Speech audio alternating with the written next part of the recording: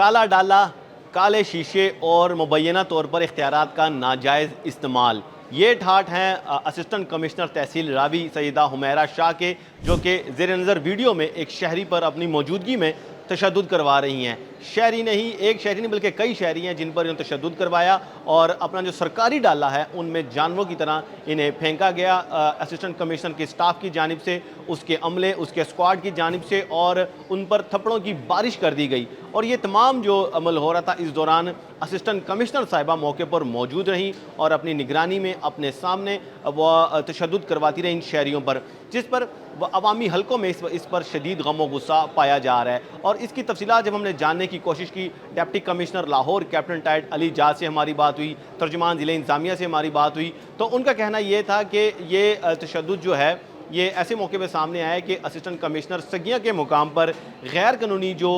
جانوروں کے بیچنے کے مختلف پوائنٹس بنے ہوتے ہیں، مختلف بیپاری مین جو سرکاری منڈی ہے اس کے بجائے باہر جہاں پر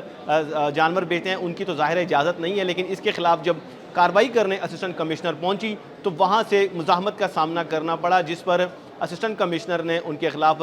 کارروائی کرنے کی کوشش کی تو انہوں نے پہلے ہاتھا پائی کی اور جواباً پھر ان پر تشدد کیا گیا اور انہیں سرکاری ڈالے میں پھینک کر انہیں پولیس کے حوالے کر دیا گیا اور ان کے خلاف اب قانونی کارروائی کی جائے گی۔ لیکن دوسری جانب کا موقف ابھی آنا باقی ہے، تاہم ہماری جب ذرائع سے ہمیں بتایا ہے یہ ہے کہ یہ جو شخص جس پر تشدد کیا گیا ہے یہ ایک لوکل ایک میڈیا چینل، یہ مقامی ایک صحافتی ایک ادارے سے وابستہ ہے، اور اس نے چند روز قبل یہاں پر سٹوری کی تھی غیر قانونی مویشیوں کے یہاں پر پوائنٹس کے خلاف، جانوروں کے پوائنٹس کے خلاف، اور آج آپ جب فالو اپ کرنے آیا تو اس کے خلاف وہاں پر جو ایم سی ایل کا عملہ ہے اور اے سی کا سٹاف ہے انہوں نے اس پر تشدد کیا۔ تو بہرحال ابھی دوسری جانب کا جو موقف ہے ابھی ہم وہ آپ کو ابھی یقین کے ساتھ نہیں بتا سکتے کچھ بھی، چونکہ وہ شخص وہ جو صحافی ہے مبینہ طور پہ وہ بھی پولیس کی حراست میں ہے۔ جب باہر آئے گا تو صورتحال تب کلیئر ہوگی اور اس کے خلاف ایف آئی آر کیا درج کی جاتی ہیں، مقدمات یا دفعات کیا لگائی جاتی ہیں، وہ بھی ابھی سامنے آنا باقی ہے۔ لیکن یہ ابھی